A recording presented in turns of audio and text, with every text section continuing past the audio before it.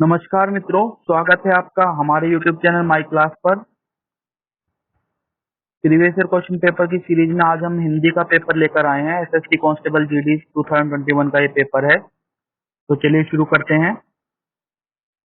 प्रथम प्रश्न है, डैश हमारी राजभाषा है, उचित शब्द लिखिए। तो हमारी राजभाषा को इनमें से ऑप्शंस में से हमें चूज करना है। तो इसका आंसर बी हो जाएगा, हिंदी। और हमें ये हिंदी क्यों है, क्योंकि हमें पता होना चाहिए कि 14 सितंबर 1949 में जो हमारी संविधान सभा थी उसने अंगीकृत किया था हिंदी को एज राजभाषा। और एक और बात कि इसी उपलक्ष्य में जो है हम 14 सितंबर को क्या मनाते हैं, राष्ट्रीय हिंदी दिवस के रूप में मनाते हैं। तो ये दोनों बातें आप याद रखेंगे, ये भी क्वेश्चन में, क्योंकि ये भी किसी भी पेपर में पूछे जा सकते हैं। अगला देखते हैं, दिए गए वाक्य में रेखांकित खंड को प्रतिस्थापित करने के लिए सबसे उपयुक्त विकल्प का चयन करें। यदि इसे प्रतिस्थापित करने की आवश्यकता नहीं तो विकल्प किसी बदलाव की आवश्यकता नहीं का चयन करें। मैं आम खाया, अब मैं आम खाया ये गलत वाक्य नहीं, मेरे को किस या मुझे या मुझसे। तो हम देखेंगे यहाँ पे जो मैं है वो कर्म, यहाँ पे आम किसी के द्वारा खाया गया है, यानी कि ये वाक्य का प्रश्न है। और क्योंकि काम कोई और कर रहा है, किसी से कराया गया, तो इसलिए यहाँ पे कर्म के रूप में यूज होगा, जो कि यहाँ पे है मुझसे। तो मुझसे आम खाया गया, ये यहाँ पर इसकी सही प्रतिस्थापन हो जाएगा। अगले पे बढ़ते हैं, रिक्त स्थान भरने के लिए सबसे उपयुक्त शब्द का चयन करें। मेरे ऊपर परिवार के पालन पोषण का डैश है।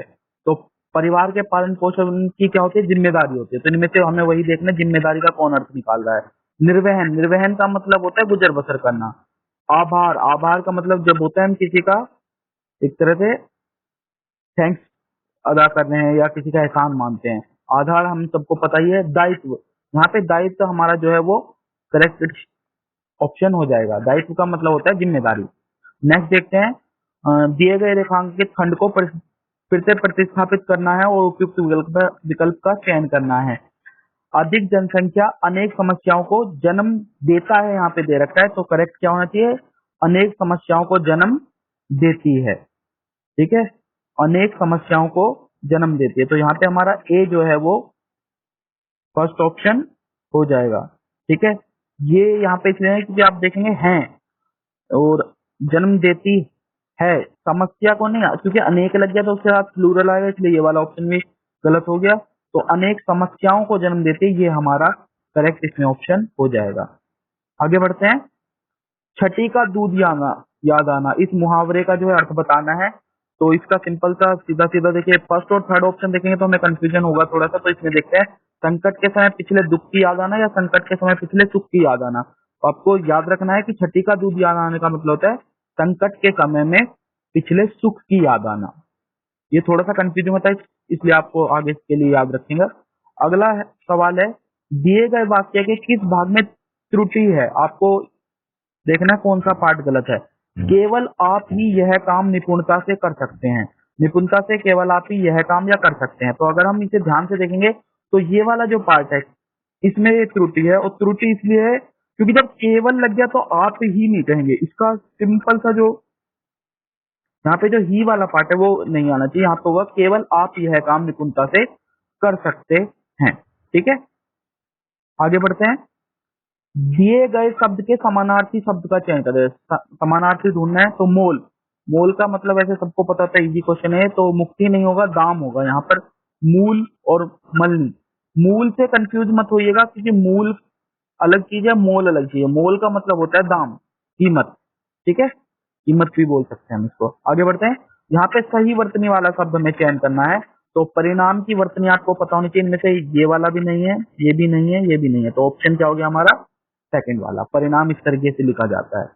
आगे देखते हैं, सही वर्तनी, यहाँ पे भी सही वर्तनी वाला शब्द आपको ढूंढना है। तो यहाँ पे आपको ये 4 वर्ड दिए हैं और चारों धराशायी को अलग करके लिखा गया है। तो ये धराशायी नहीं होता है, ये धराशायी होता है, धराशायी। तो हमारा फर्स्ट ऑप्शन जो है वो सही हो जाएगा।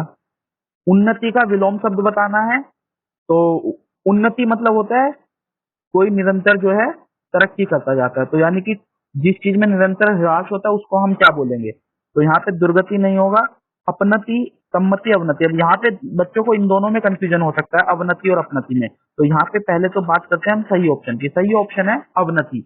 जो अपनति है वो एक्चुअल में अभिनति का विलोम शब्द है। तो ये भी आप ध्यान रखेंगे, आगे किसी पेपर में आपको इसकी हो सकता है देखने को मिले। तो अपनति जो है वो है अभिनति का विलोम शब्द, और जो उन्नति है उसका है अवनति।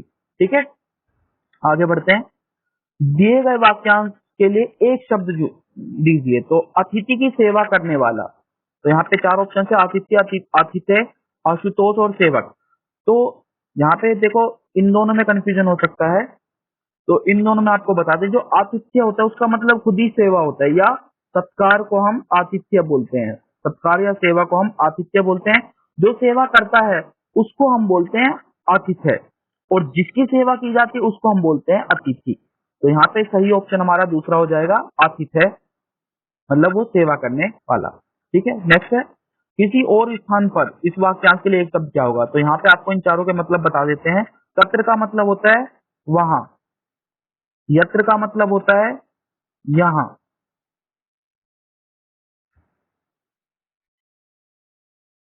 और अन्यत्र का मतलब होता है किसी और स्थान पर, मतलब कहीं और सर्वत्र का मतलब होता है सब जगह, कहते हैं ना सर्वत्र, सब जगह। ठीक है, तो ये इनके मीनिंग हुए। तो यहाँ पे पहला ऑप्शन ही आंसर हो जाएगा हमारा। नेक्स्ट देखते हैं, निम्नलिखित प्रश्न में दिए गए चार विकल्पों में से उस विकल्प का चयन करें जो मुहावरे का अर्थ व्यक्त करता है, यानी कि हमें मीनिंग बताना है मुहावरे का। हाथ मलना, अब हाथ मलने का आपने देखा, वो कहते हैं ना, वह तो हाथ मलते रह गए। हाथ मलने का मतलब वीरता दिखाना तो नहीं होगा, व्यायाम करना भी नहीं होगा, संकल्प करना भी नहीं होगा। यहाँ पे पछताना जो है वही एकमात्र सही ऑप्शन है। तो पछताना जो है हाथ मलने का अर्थ हो जाएगा। नेक्स्ट है, तिमिर का विलोम शब्द पूछा है। तो तिमिर का मतलब होता है अंधेरा, तो अंधेरे का यहाँ से देख लेंगे। प्रकाश का अपोजिट इसका, हाँ सॉरी, प्रकाश ही इसका विलोम शब्द होगा। क्यों? क्योंकि यहाँ पे हमसे विलोम शब्द पूछा है। तो तिमिर का मतलब होता है अंधकार, तो ये तो नहीं होगा। यहाँ पे प्रकाश जो है हमारा वो विलोम शब्द हो जाएगा। नेक्स्ट पे बढ़ते हैं, मनुष्य जीवन डैश से सफल होता है। तो क्रोध से तो सफल नहीं होगा, आलसी जीवन से भी सफल नहीं होगा, लोभ लालच से भी सफल नहीं होगा, परिश्रम से जो है वो सफल हो। ये तो इजी क्वेश्चन था। अगला देखते हैं, व्यथा का पर्यायवाची ढूंढना है। अब व्यथा का पर्यायवाची देखिए, आपको जो इसमें मेन कंफ्यूजन हो सकता है वो हो सकता है दुख और वियोग में। ठीक है, तो व्यथा का मेन जो मीनिंग होता है वो होता है दुख, क्योंकि वियोग का मतलब होता है अलगाव या जुदाई, और व्यथा होता है दुख। ठीक है जी, पर्यायवाची है पूछा है इसमें, अगर विलोम पूछता तो सुख हो जाता, लेकिन पर्यायवाची तो दुख हो जाएगा। आगे बढ़ते हैं, अगला क्वेश्चन है, दिए गए वाक्य के किस भाग में त्रुटि है। फिर से आपको एरर ढूंढना है, गलती ढूंढनी है। मालिक मजदूरों का शोषण करते हैं। तो यहाँ पे शोषण अगर हम ध्यान से देखेंगे तो शोषण की स्पेलिंग एक्चुअली जो है वो गलत लिखी हुई है। शोषण की जो सही वो है स्पेलिंग वो ये वाली होती है। ठीक है, तो इस पार्ट में एरर था, ये वाला हमने ढूंढ लिया। आगे देखते हैं, दिए गए वाक्य का वह भाग याद करें जिसमें कोई त्रुटि है। इसमें भी एरर ढूंढना है कि क्या गलती है। कई दिनों की बदली के पीछे आज धूप निकली है। तो बदली के पीछे धूप निकली है, कई दिनों की कोई त्रुटि नहीं है। तो इसमें अगर आप देखें तो बदली के पीछे नहीं होता है, कई दिनों की बदली के बाद, मतलब कई दिनों के बाद ऐसे कहना चाहते हैं, कई दिनों की बदली के बाद आज धूप निकली है। तो यहाँ पे ये नहीं आएगा, बदली के पीछे आएगा बदली के बाद। नेक्स्ट देखते हैं, धरती और आकाश के बीच का स्थान। तो द्वीप तो नहीं होता, गिरी पहाड़ को बोलते हैं, वो भी नहीं होता है। अंतरिक्ष और अंतरिक्ष में डाउट हो सकता है, तो इसका सही उत्तर तो है अंतरिक्ष। अब अंतरिक्ष क्या होता है? अंतरिक्ष एक्चुअल में एक जमीन का ही टुकड़े को अंतरिक्ष भी होता है। वो क्या होता है, जो समुद्र या पृथ्वी का या मतलब जमीन का थोड़ा सा उभरा हुआ भाग जो होता है उसको हम लोग अंतरिक्ष बोलते हैं। मतलब जैसे कई बार क्या होता है, जमीन और तीनों तरफ पानी से समुद्र से गिर जाता है कोई जमीन का पार्ट, तो इस पार्ट को हम बोलते हैं अंतरिक्ष। तो इसका आंसर हो जाएगा इस वाले प्रश्न का अंतरिक्ष। क्यों? धरती और आकाश के बीच का स्थान पूछा है। नेक्स्ट, दिए गए वाक्य में रेखांकित खंड को, इसमें भी फिर आपको प्रतिस्थापित करने के लिए पूछा है कि सही विकल्प चुनिए। तो परिवार नियोजन को कार्यक्रमों द्वारा जनसंख्या वृद्धि को रोका जाना चाहिए। तो यहाँ पे परिवार नियोजन के कार्यक्रमों द्वारा रोका जाना चाहिए। ठीक है, तो यहाँ पे फर्स्ट ऑप्शन ही हमारा राइट आंसर हो जाएगा। आगे देखते हैं, अब हमारे पैसेज शुरू हो गया है। इसमें हमारे 5 अगले क्वेश्चन जो है वो इस हमारे पैसेज से आए हैं। आचरण की सभ्यता का देश ही डैश है, उसमें ना शारीरिक झगड़े हैं, ना मानसिक, ना आध्यात्मिक। तो आचरण की सभ्यता का देश ही मतवाला तो नहीं होगा, निराला भयंकर भी नहीं हो सकता, रंगीला भी नहीं होगा, मतवाला निराला यहाँ पे ज्यादा सही उपयुक्त उत्तर रहेगा, तो निराला आ जाएगा पहले में। आगे देखते हैं दूसरे के लिए, उसमें ना शारीरिक झगड़े हैं, ना मानसिक, ना आध्यात्मिक, ना उसमें विद्रोह है, ना जंग ही का डैश है। तो जंग का क्या नहीं होगा, संकेत तो नहीं होगा, नामो निशान, ठीक है। और ना वहां कोई ऊंचा है, तो ऊंचा है तो दूसरा क्या, ना कोई नीचा, तो अगले में आ जाएगा नीचा, तीसरा ऑप्शन हो जाएगा। ना कोई वहां धनवान है, ना कोई वहां धनवान है, और ना कोई वहां, धनवान का अपोजिट क्या हो जाएगा विलोम, निर्धन, तो इसमें दूसरा हो जाएगा।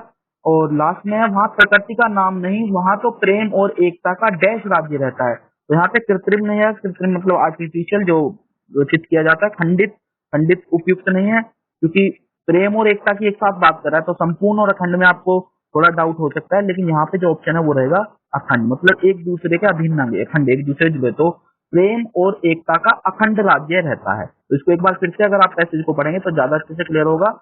आचरण की सभ्यता का देश ही निराला है, उसमें ना शारीरिक झगड़े हैं, ना मानसिक, ना आध्यात्मिक, ना उसमें विद्रोह है, ना जंग ही का नामो निशान है, और ना वहां कोई ऊंचा है, ना नीचा, ना कोई वहां धनवान है, और ना कोई वहां निर्धन है, वहां प्रकृति का नाम नहीं, वहां तो प्रेम और एकता का अखंड राज्य रहता है। तो जब एक साथ इसको पढ़ेंगे तो हमारे ज्यादातर उत्तर जो है आपको वो इससे देखने को मिल जाएंगे। तो ये हमारा आज ये फिर एक प्रीवियस ईयर क्वेश्चन पेपर के एनालिसिस थी और डिस्कशन था, जिसमें हमने आज हिंदी को डिस्कस किया है। आशा करते हैं आपको ये पसंद आया होगा। अगर कुछ आपको डाउट है तो आप कमेंट सेक्शन में लिख सकते हैं, और अगर कोई इंप्रूवमेंट चाहते हैं तो भी आप कमेंट सेक्शन में कमेंट कर सकते हैं। Thank you.